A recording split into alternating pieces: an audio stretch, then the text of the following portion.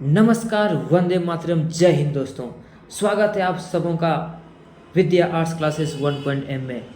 आज हम लोग भारत का संविधान सभा तथा भारतीय संविधान के स्रोत के बारे में विशेष जानकारी लेने वाले हैं।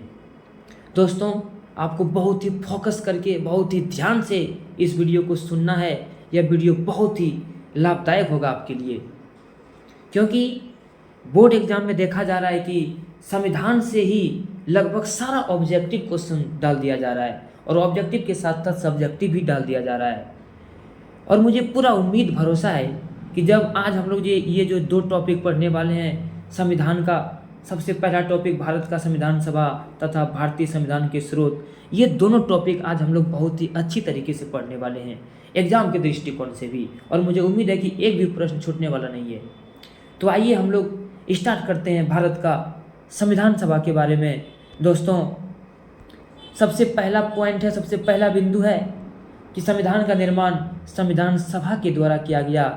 यानी कि अगर प्रश्न यह आता है कि संविधान का निर्माण किसके द्वारा किया गया, तो संविधान का निर्माण संविधान सभा के द्वारा किया गया था। इसके बाद अगला पॉइंट है कि संविधान सभा का गठन कैबिनेट मिशन 1946 के प्रावधानों के अनुसार किया गया। यानी कि संविधान सभा का जो गठन हुआ था वो कैबिनेट मिशन के तहत हुआ था 1946 में। नेक्स्ट पॉइंट है कि संविधान सभा का प्रथम अधिवेशन 9 दिसंबर 1946 को डॉक्टर सच्चिदानंद की अध्यक्षता में हुआ। यानी कहा जा सकता है कि संविधान सभा का जो सबसे पहला बैठक हुआ था वो 9 दिसंबर 1946 को हुआ था, जिसके कि अस्थायी अध्यक्ष डॉक्टर सच्चिदानंद सिन्हा जी थे, जो बहुत ही बुजुर्ग व्यक्ति थे। यानी यहाँ से प्रश्न इस प्रकार से पूछा जा सकता है कि संविधान सभा का प्रथम अधिवेशन या संविधान सभा का प्रथम बैठक कब हुआ, तो 9 दिसंबर 1946 को, जिसके कि अस्थायी अध्यक्ष कौन थे, डॉक्टर सच्चिदानंद सिन्हा थे। फिर अगला पॉइंट है, जस्ट 2 दिन के बाद यानी कि 11 दिसंबर 1946 को डॉक्टर राजेंद्र प्रसाद को संविधान सभा का अस्थायी अध्यक्ष चुना गया।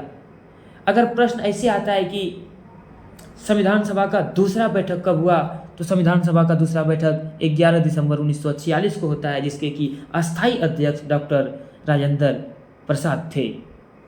अगला पॉइंट है कि डॉक्टर भीमराव अम्बेडकर की अध्यक्षता वाली प्रारूप समिति ने संविधान का निर्माण अंतिम रूप से किया। यानी कि कहा जा सकता है कि प्रारूप समिति की जो अध्यक्षता किए थे, यानी कि प्रारूप समिति के जो अध्यक्षता किए थे वो कौन थे, डॉक्टर भीमराव अम्बेडकर। इसमें कि 7 सदस्य शामिल थे।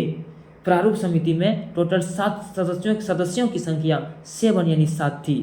नेक्स्ट पॉइंट है 26 नवंबर 1949 को संविधान अंगीकृत अधिनियमित हुआ, 26 नवंबर 1949 को। नेक्स्ट पॉइंट है कि 26 जनवरी 1950 से संविधान लागू हुआ, इसीलिए भारत इसी दिन से गणतंत्र बना। अगर प्रश्न आता है कि भारत का संविधान लागू कब हुआ, तो भारत का संविधान 26 जनवरी 1950 को लागू होता है, इसीलिए 26 जनवरी को हम लोग गणतंत्र दिवस मनाते हैं। अगला जो पॉइंट है बहुत ही इंपॉर्टेंट है और हर साल लगभग हर साल एग्जाम में यहाँ से प्रश्न आता है। अगला पॉइंट है कि मूल संविधान में 22 भाग, 8 अनुसूची, 395 अनुच्छेद थे, लेकिन अभी वर्तमान में जो पहले 8 अनुसूची था अभी 4 और जोड़ दिया गया। यानी कि अगर वर्तमान में पूछता है कि वर्तमान में भारत के संविधान में कितने अनुसूची हैं, तो वर्तमान में भारत के संविधान में 12 अनुसूची हैं, 22 भाग हैं और 395 अनुच्छेद। दोस्तों, भारतीय संविधान का 2/3 भाग यानी 2/3, 2/3 भाग जो है भारत शासन अधिनियम 1935 से लिया गया है। आपको ध्यान रखना है कि भारतीय संविधान का 2/3 भाग भारत शासन अधिनियम 1935 से लिया गया है। फिर है कि भारतीय संविधान के निर्माण में विभिन्न देशों के संविधान से महत्वपूर्ण तत्व लिए गए हैं। बहुत सारे देशों से महत्वपूर्ण तत्व लिए गए हैं, आगे हम लोग वो भी देखने वाले हैं। अब जो आपका दूसरा टॉपिक है वो है भारतीय संविधान के स्रोत, भारतीय संविधान के स्रोत।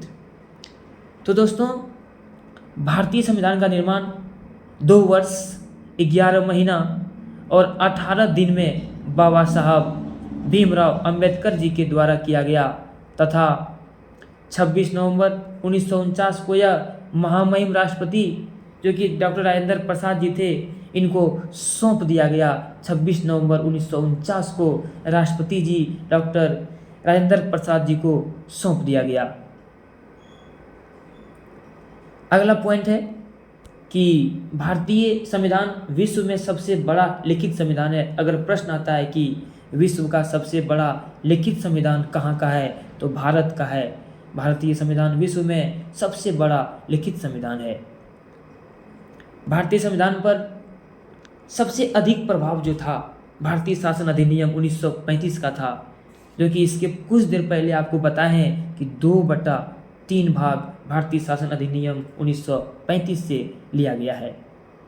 भारतीय संविधान के 395 अनुच्छेदों में से लगभग 250 अनुच्छेद भारतीय शासन अधिनियम 1935 का है।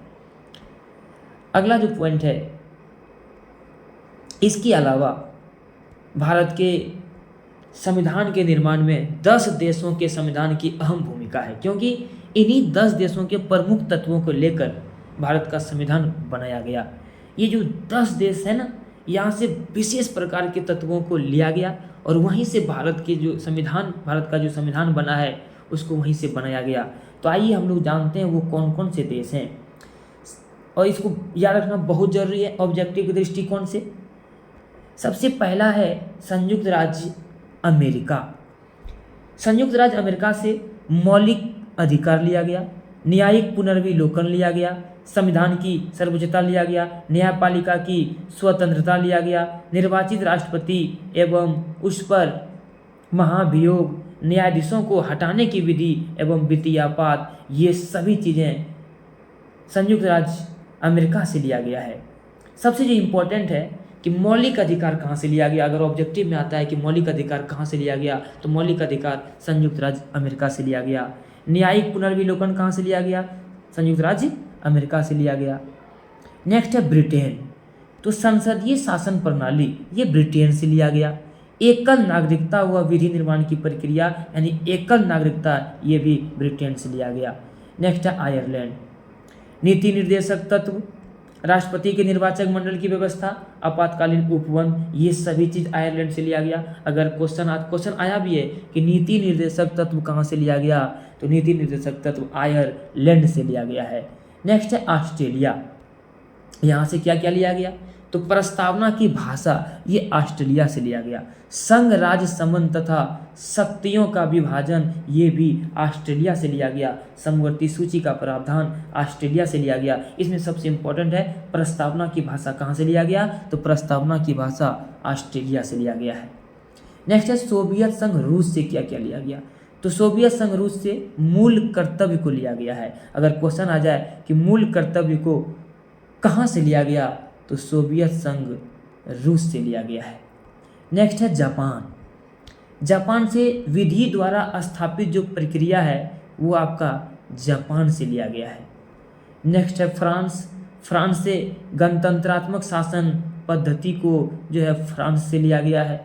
नेक्स्ट है कनाडा, तो कनाडा से संघात्मक शासन व्यवस्था एवं अवशिष्ट शक्तियों का केंद्र के पास होना ये आपका कनाडा से लिया गया है। नेक्स्ट है दक्षिण अफ्रीका, संविधान में जो संशोधन की प्रक्रिया होती है ना वो दक्षिण अफ्रीका से लिया गया है, यानी संविधान संशोधन की प्रक्रिया दक्षिण अफ्रीका से लिया गया।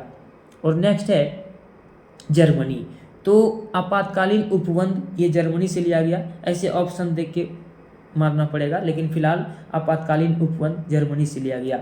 मुझे उम्मीद है कि भारत का संविधान सभा तथा भारतीय संविधान के स्रोत से लगभग जितने भी प्रश्न बनेंगे मुझे उम्मीद है कि इससे बाहर कुछ नहीं होगा। आप जरूर इस वीडियो को 2 बार 3 बार देखें ताकि आपके दिमाग में सीधा सेट कर जाए।